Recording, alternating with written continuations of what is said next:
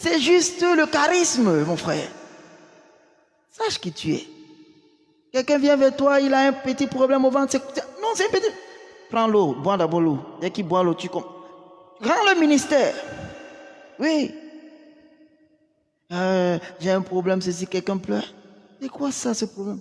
Toi-même, tu es là, tes problèmes dépassent ce qu'il est en train de dire là. Mais tu es en train de lui dire que mon frère, ça c'est zéro. Ça c'est un petit problème. Ça c'est un problème que je peux régler maintenant. Pourquoi tu pleures? Tu n'as pas besoin de pleurer. Quand il part, tu reviens dans ta chambre et dis que Seigneur, qu'est-ce qu'il a même dit là comme ça au type là? Il va faire comment? J'ai promis, il fait. C'est ça que Dieu veut voir. Tu n'as pas parlé à ton titre, tu as parlé au titre de Dieu. Alors Dieu fera quelque chose. Parce que tu as l'onction sur toi. L'onction n'est pas pour toi, mais c'est pour les autres. C'est pourquoi l'homme de Dieu, Élisée, est mort malade. Mais Élisée avait ressuscité les gens, mon frère. Élisée a ressuscité les gens qui étaient morts. L'onction était trop sur Élisée. D'une manière à ce que quand même Élisée est mort malade, l'onction était encore sur ses os. 1 an après sa mort, ils ont amené un corps qu'on voulait enterrer dans le même cimetière. Et pendant qu'ils allaient enterrer, ils ont vu des espions qui les ont entourés.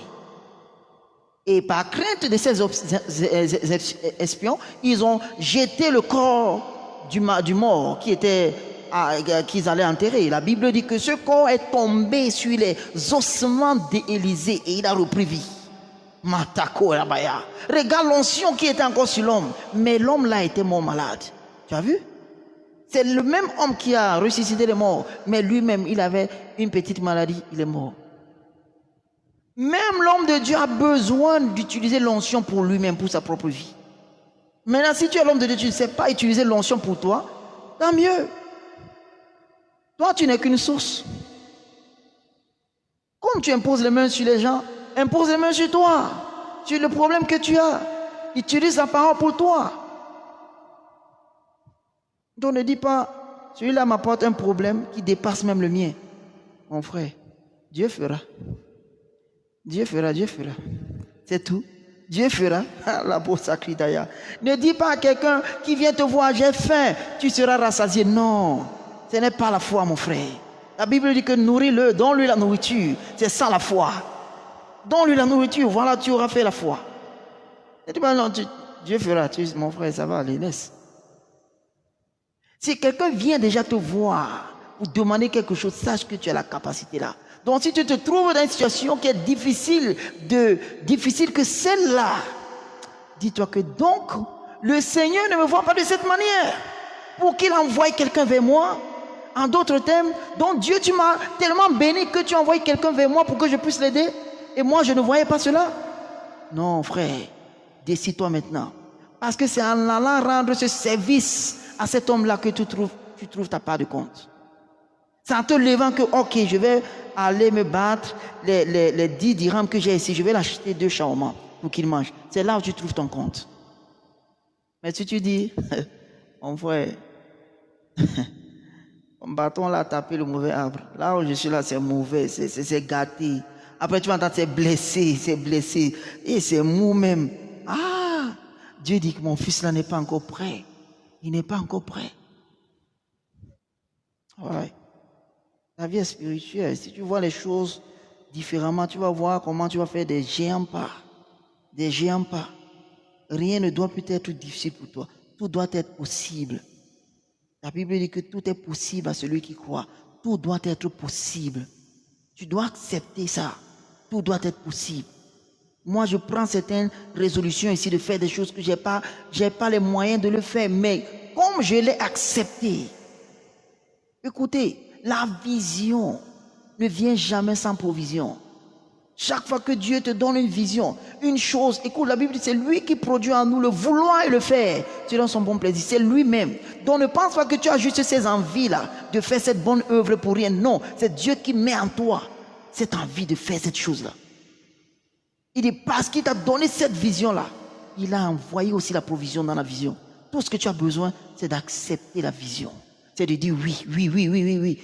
Parce que celui qui te donne la tâche est capable, mon frère. Il faut seulement que tu dises oui. Et puis, laisse voir le reste. Mais la plupart du temps, vous empêchez le flot parce que vous dites déjà non. Le truc n'est même pas encore venu. Tu n'as même pas encore vu toute la lettre. Tu n'as même pas encore dévoilé. Tu dis déjà non, non, non, non, non, non, non. Le non que tu dis, ça stoppe tout. Et tu restes dans ta situation. Tu restes là. Élisée aurait pu dire, mais si je traverse la mer, comme mon père Élie est en train de frapper, ouvrir la mer comme ça là, et que je suis de l'autre côté, comment ferais-je pour retourner quand il sera parti? Il n'a pas pensé à tout cela. Il sait que si c'est Dieu qui avait Élie là. Quand il a pris la veste d'Élie, il a dit, où est le Dieu de mon père Élie? Il a tapé sur la mer s'est ouverte. Quand on ne se tracassait pas sur des situations. Quand il venait dans une situation, il trouve que, ok, tout est bloqué. Ah, ok, d'accord. Il savait, il croyait au surnaturel. Ils étaient en train de fuir l'Égypte pour aller à la terre promise et les Égyptiens sont en train de venir les rechercher pour les faire rentrer à Goshen pour continuer la servitude. Et dans leur fuite, ils viennent dans un endroit où il n'y a que la mer Rouge et il n'y a plus de passage. Les Égyptiens, quand ils regardent derrière, ils voient les Égyptiens qui sont en train de cadencer leurs chevaux. Ils viennent les reprendre. Cette fois-ci, le travail devait être doublement fait. Il se met à s'en prendre à Moïse. Moïse lui-même réfléchit, il dit, yeah, Seigneur, tu m'as fait ça. J'étais moi un petit prince avant en Égypte. Voilà les problèmes dans lesquels tu m'as mis. Non. Moïse n'a pas dit ça. Parce qu'avec Dieu, il n'y a pas de... La situation, il est trop tard, on ne sait pas quoi faire. Non, ce n'est pas avec Dieu. Ils se sont arrêtés au pied ou bien au bord de la mer, en pleurant. Moïse lui-même a pleuré à Dieu. Moïse a pleuré à Dieu. Dieu a dit à Moïse, Moïse, tais-toi. À l'heure, si on ne prie plus, demande au peuple d'avancer. Ah! Demande au peuple d'avancer où? Il n'y a plus d'avancement. Voilà la mer, on avance où? Demande au peuple d'avancer. Moïse n'a pas compris. Moïse a fait tout genre d'école en Égypte. Tout genre d'école. Parce que c'est un prince. On les forme comme des rois. Moïse a fait tout genre d'école. Aucune école n'avait enseigné comment on divise la mer. Mais Dieu d'ailleurs ne voulait même pas qu'ils divisent la mer. Dieu voulait qu'ils avancent sur la mer, qu'ils marchent sur la mer comme si c'était la terre plate. Il dit, demande au peuple d'avancer. Moïse regarde le peuple comme ça. Il ne peut pas. Il dit, hey, tenez-vous et regardez le salut du Seigneur avec vous. Dieu dit, demande-leur d'avancer. Il dit non, stand still, c'est-à-dire restez prêts. Tenez-vous là comme ça là. Attendez et voir ce que le Seigneur va faire. Dieu dit, c'est pas ce que je t'ai dit Moïse. Demande-leur d'avancer. Dieu a compris que non, il faut qu'il fasse encore une deuxième chose. Afin qu'on ne les ramène pas. Dieu a dit, Moïse, ok, tends ta main sur la mer et divise-la. Moïse, au moins, il a déjà utilisé le bâton une fois. Il a fait les trucs avec le bâton. Il dit, ok, là, au moins, j'ai le bâton. Si c'est ma main qui doit être étendue, je vais étendre ma main et puis l'eau va se diviser. Mais si c'est le peuple là pour leur dire d'avancer sur la mer, ils ne peuvent pas. Je ne peux pas le faire, moi-même, je ne peux pas. Donc il a pris la main, il a étendu la main sur les eaux. La Bible dit que l'eau s'est divisée, s'est congelée à gauche et à droite. La terre s'est ouverte. Ils ont marché sur l'eau, sur la terre. Et d'ailleurs, Dieu n'était pas très content avec Moïse sur ce truc-là. Je sais parce que c'est pour ça que quand Jésus est venu, Jésus, après avoir nourri 5000 personnes, il devait traverser de l'autre côté de la mer. Jésus a dit à ses disciples, avancez, j'arrive. Il dit que ce que Moïse n'a pas fait là, je veux lui montrer ça maintenant. Jésus allait prier. Jésus finit de prier, non? Non, il prie. Toute la nuit, Jésus allait prier le soir. La Bible, quand le soir approchait, on a renvoyé les foules. Jésus a dit à ses disciples de partir. Lui, il allait prier à la montagne. Quand il allait prier du soir jusqu'au petit matin. Tu as vu? Jésus, ce n'est pas une prière de 2 minutes. On prie. C'est fini. Non. Jésus a prié du soir jusqu'à l'aube. Ah. Et quand il a fini de prier, il veut aller rencontrer ses disciples. Il n'a pas disparu pour aller là-bas. Et puis il a commencé à marcher sur la mer. Et tu vois comment, quand un esprit marche, tu sais comment l'esprit peut marcher, non? L'esprit marche en vitesse. Jésus a marché sur la mer pour aller rencontrer ses disciples qui étaient encore en train, qui sont partis depuis. Mais ils étaient encore dans l'eau. Jésus les a rencontrés. Ils ont vu Jésus. Donc Jésus a pris les raccourcis. Dans l'eau, la mer a les raccourcis. Jésus a pris les raccourcis pour les trouver. Ils ont vu un homme qui marche sur les eaux. Ils ne comprennent pas. Ils ont cru que voilà ce qu'on nous disait qu'il y a les démons. On a vraiment vu un démon aujourd'hui. Voilà le fantôme en vrai. Ils se sont mis à crier de peur. Jésus a dit, n'ayez pas peur, c'est moi. Pierre dit, maître, si c'est toi, si c'est vraiment toi, ordonne-moi de venir sur la mer vers toi. Jésus a dit, viens. Pierre a marché sur les eaux pour aller vers Jésus. Mais Jésus, c'est pas de là. Jésus voulait montrer à Moïse que voici ce que Dieu voulait que tu fasses. D'assujettir l'eau. Marcher sur l'eau, assujettir l'eau. Il a pris l'eau. Il a changé l'eau en vin. Il a marché sur l'eau. C'est assujettir l'eau. Instoppable. Où est la gravité? En tout cas, frère, soyez vraiment qui vous êtes. Vous êtes la nouvelle création. Vous êtes la main tendue de Dieu. Vous touchez qui que ce soit. Dieu compte sur vous. Vous pouvez toucher les gens qui veulent toucher. Alléluia. Il compte vraiment sur nous. Il y a beaucoup de passages bibliques. Même quand on reçoit l'évangile et qu'on devient chrétien comme ça, c'est parce que Dieu veut qu'on prêche à d'autres personnes. On ne peut pas avoir ça et on garde ça nous-mêmes. C'est pourquoi dans le livre de... Je finis avec cela même. Et puis, dans le livre de...